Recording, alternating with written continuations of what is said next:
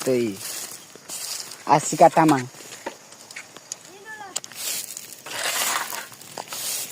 बनाउन नानी क्यामेरा आँखा हाम्रो नि आँखामै हो आशिका तामाङको त के गरे बुढा त विदेश रहेछ बुढोसँग के गरेन विदेशी हो विदेशी हो कति बुढो कति भत्ताको लागि बुढोसँग पे गरेको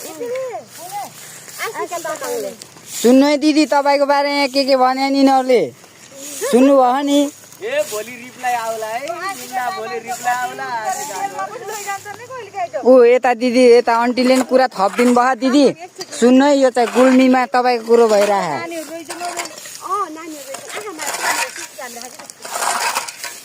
आँखामा सिसी कि टिभी क्यामेरा राखेर हिँड्नुहुन्छ अरे दिदी तपाईँले चस्मामा हो के चस्मामा हो कि कहाँ आँखा सिसिटिभी सबैको त छ के अरे